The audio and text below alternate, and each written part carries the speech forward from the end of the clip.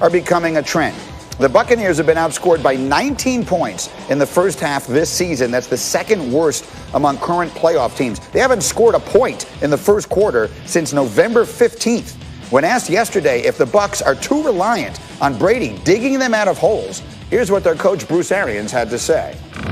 No doubt. And, I think first halves of ball games, if it's 50-50, I love where we're at. The sense of urgency in the locker room at halftime was very calm by him. We got the ball. Let's go make a play. Are there things you've tried to do differently? I don't know what you do differently to change something when you've tried to rectify things as long as you have. Yeah, it's almost like quit talking about it. Maybe they'll change, Okay, so that seems like a good idea. Jeff Saturday, let me come to you because I feel let's just hope the problem goes away by itself. Jeff Saturday, let's come to you because we have talked so much about what's been good in the second half and what's been bad in the first half. Show us, give us some tape and show us exactly what the difference is. Yeah, they need to kill this no risk it, no biscuit nonsense and keep them clean and we can glean type deal, right? Tail of two halves on Sunday. Let me show you exactly what I'm talking about from the first half to the second half of the Tampa Bay Buccaneers offense. They have to do it first half, right? You have an easy will blitz. The center should pick him up. No, he gets cross face. It's like a jailbreak back there. Tom Brady's running for his life. He throws it to no man's land. I don't even know where he's throwing it. Now, same similar blitz coming up. Look at the clock down at the bottom. Look how fast Brady gets away. Why? The left guard picks up the blitz, takes it. Brady's calm in the pocket and makes a play. Let's move. All-out blitz right here. Somebody's going to be free. Tom Brady understands it. He's got a flat-foot defender at safety over the top and this three-man side. Watch how fast he gets rid of the ball. Nice. Evans is open in the flats. 91 is in coverage, Greeny. I mean, good gracious. He's having to chase. Good blocking downfield. This is exactly what they need to be doing. This looks like dink and dunk. Guess what Tom Brady excels at? Dink and dunk. Then find the rhythm for the big throws down the field. Stop worrying about no risk it, no biscuit nonsense, man. Tom Brady knows how effectively to run his offense. Let him dink and dunk. Find rhythm for this offense, and then they can really turn it on from the offensive side of the football, Greeny. Now, Swagoo, your buddy Ryan Clark basically said on this show yesterday, the difference is in the first half, they're running Bruce Arians' offense. And in the second half, they basically say, all right, Tom, go do whatever you think you need to do out there. And is it as simple as that, Marcus, to your eye? Yeah, I mean, Jeff just pointed it out, like more in the wheelhouse of Tom Brady. Number one, protection, right? We've always talked about Tom Brady under pressure is not the same Tom Brady when he has time to operate from the pocket and then just getting the ball out of his hands quickly. But, gee, that's an indictment on the coaching staff, all right? Like, we can't gloss over the fact that, we can do this in the second half because it's panic time and we down 17, as opposed to putting a plan together for 5 days during the week and then on the 6th day walking through that plan and then executing it on Sunday. Like, the most frustrating team in the NFL to me has been the Tampa Bay Buccaneers. Nobody expected them to be the greatest thing in football ever. But the damn Tampa Bay Buccaneers didn't sign Tom Brady to take a year to see what we could do. Right. And then all chips are in the table his last year of the contract of the 2-year deal. The bottom line is this needs to be Tom Brady-centric. This needs to be ran exactly how he wants this offense to be ran because that's your quickest path to success. Anything outside of that is crazy, period. What is your sense of this, Graziano? It's interesting because there are so many stars on that team, and the quarterback is the biggest of them all, that does come with a lot of expectations.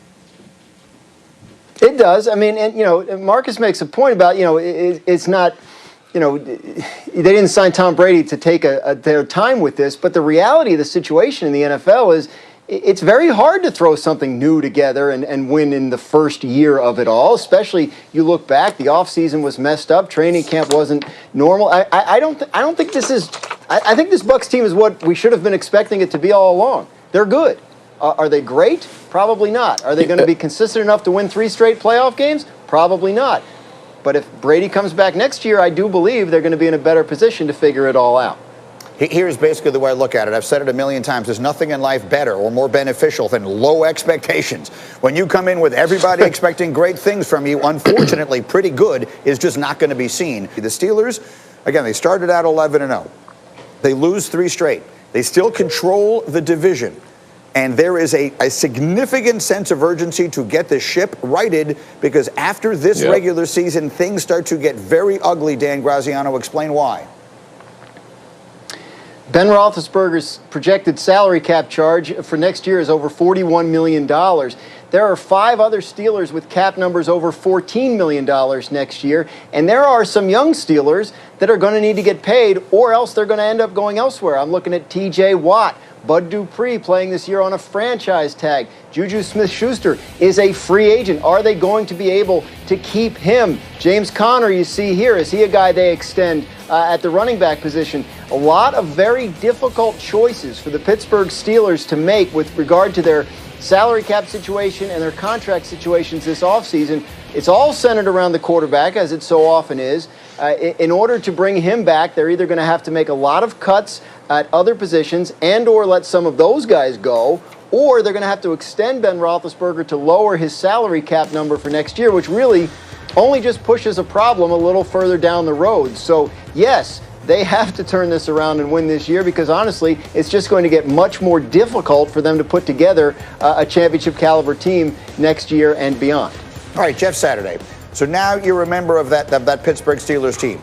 And we just told everybody, if you're watching us moments ago, the New Orleans Saints of 2009 were the last team to start 11-0 or better and lose 3 straight games. They went on to win the Super Bowl. It's happened. So you're in the room. I know you're shaking your head because I know you don't believe they can do it. But if you were on that team, you wouldn't feel that way. So what are you saying to your teammates in the locker room today after this, when you were trying to get this thing turned around?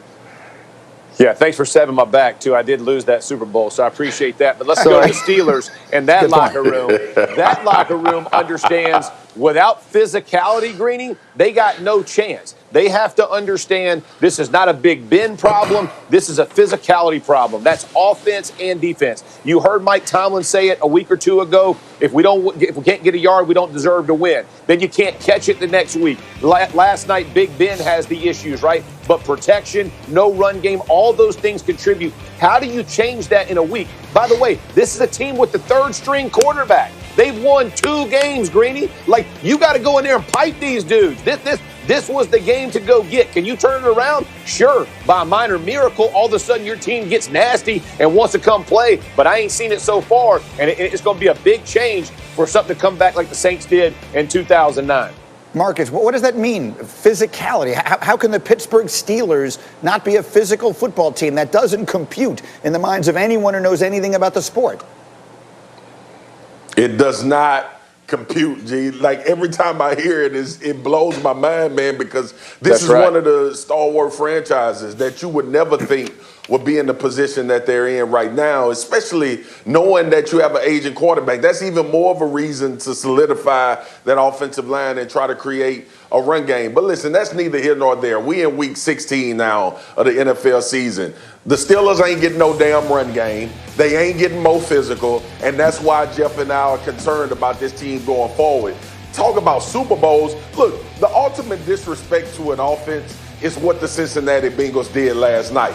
They brought Bud Bell up around the line of scrimmage. They jammed wide receivers. They dared the Pittsburgh Steelers to make big plays down the field. They said, look, we are coming to lock you up. We know we the Cincinnati Bengals and we not supposed to be a good team. We are coming up in your face, locking you guys up. And there was play after play after play last night where you knew the Cincinnati Bengals didn't give a damn what the play call was. They weren't worried about Big Ben extending no plays. They just said, we're about to knock people out and jam these receivers and stop this little short passing game. And that's exactly what they did. So, look, the Steelers ain't getting this fixed, man. They just got to hope that the big plays hit and they playmakers can make people miss. I feel like if you were to say to Mean Joe Green, the Pittsburgh Steelers are not a physical team, he would punch you in the head. And